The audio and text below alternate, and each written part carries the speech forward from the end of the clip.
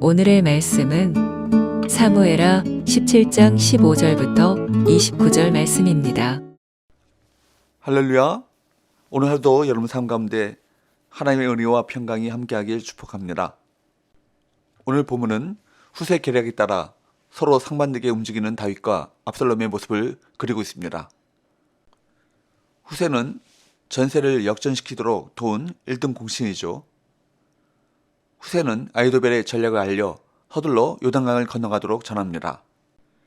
15절 16절 이 후세가 사독과 아비아달 두 제사장에게 이르되 아히도벨이 압살롬과 이스라엘 장로들에게 이러이러하게 계략을 세웠고 나도 이러이러하게 계략을 세웠으니 이제 너희는 빨리 사람을 보내 다윗에게 전하기를 오늘 밤에 광야 나루터에서 자지 말고 아무쪼록 건너가소서 하라. 혹시 왕과 그를 따르는 모든 백성이 몰사할까 하노라 하니라. 후세는 다윗에게 소식을 전하고자 했습니다. 아히도벨이 다윗을 죽이려고 세운 계략과 자신이 세운 계략을 설명하고 다윗 일행에게 강을 건너가야 한다고 알려야 했습니다. 그러나 17절 이하 말씀에 보면 그 소식을 전하러 가던 사독의 아들 아히마스와 아비아달의 아들 요나단이 발각되는 위기를 맞게 되죠.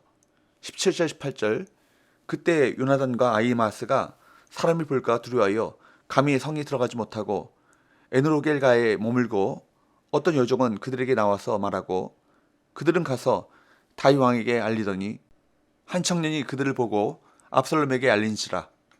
그 두 사람이 빨리 달려서 바울이 어떤 사람의 집으로 들어가서 그의 뜰에 있는 우물 속으로 내려가니 요나단과 아히마스 이 두 사람은 사람이 볼까 두려워하여 감히 성에 들어가지 못하고 에누로겔가에 머물고 어떤 여종이 그들에게 나와서 말하고 그들은 가서 다윗 왕에게 알렸는데 그때 한 청년이 그걸 본 겁니다.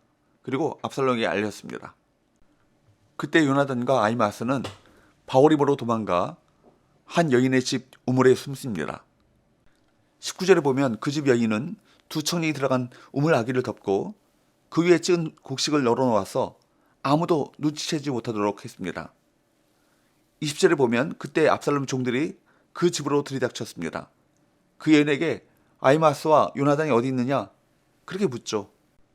이에 그 여인은 그들이 시내를 건너갔다고 거짓말을 했습니다. 그 여인의 말을 들은 압살롬의 종들은 시내를 건너 아히마스와 요나단을 쫓아갔지만 찾지 못하고 결국 예루살렘으로 돌아갔습니다. 여러분, 만약 이 두 사람이 압살롬의 종들에게 잡혔다면 어떤 상황이 벌어졌을까요? 아마도 다윗의 미래는 불투명하게 되었을 것이고 후세의 생명도 또한 그들의 아버지 사독과 아비아달도 안전하지 못했을 것입니다. 압살롬은 반란에 성공해 오래도록 예루살렘에서 왕노릇 할 수 있었을 것입니다. 그러나 그들을 숨겨준 후 그들이 다른 길로 갔다고 말한 이 여인 덕에 두 청년의 행방은 압살롬에게 알려지지 않습니다. 이 여인은 여리고성의 라합을 연상시킵니다.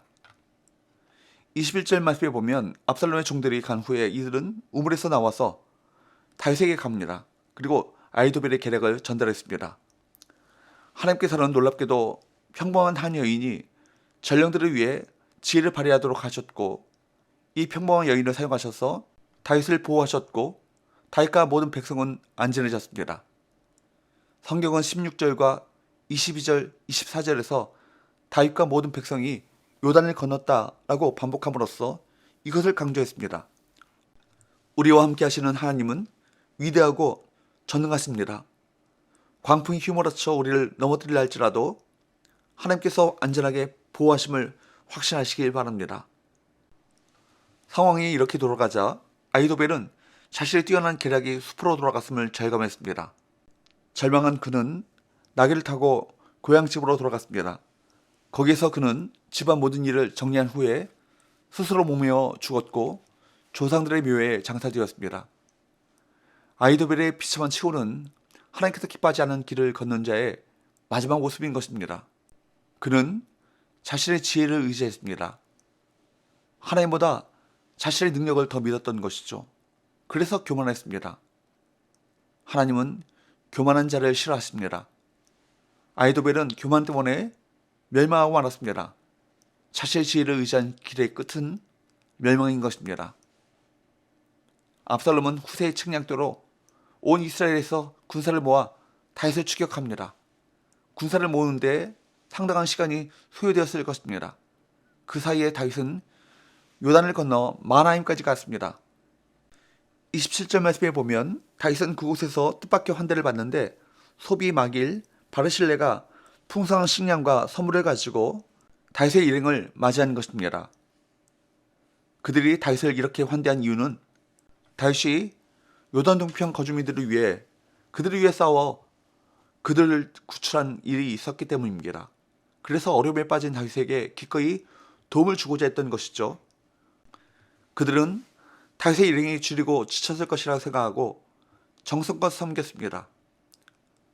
일용할 양식을 공급하시는 하나님은 다윗이 이방 사람들에게 은혜를 입도록 하십니다. 하나님의 도우심이 생각지도 못한 곳에서 생각지도 못한 사람을 통해 이루어질 수 있습니다. 성도는 언제 어디서나 하나님의 은혜를 기대해야 합니다. 이와 같이 다윗은 광야로 다시 내몰린 상황에서 이런 놀라운 하나님의 선하신 역사를 경험했습니다. 하나님의 보호하심의 은혜, 하나님의 공급하신 은혜입니다. 하나님께서 때로 우리를 광야로 보내시는 것은 우리의 신앙을 단련시키기 위해서입니다. 그 과정은 참으로 고되지만 그곳에선 더할 나위 없는 값진 인생의 보물들을 얻을 수 있습니다. 광야 같은 이 세상, 내 힘으로 나를 보호할 수 없고 내가 가진 자원으로 살아갈 수 없습니다. 내 힘이 아닌 오직 주의 은혜를 사모하며 살아가시는 저와 여러분 되시기를 축복합니다. 기도합시다. 하나님 아버지, 다윗 주변에 신실한 사람들을 통해 그를 보호하시고 그를 도우시는 은혜를 베푸심을 보았습니다.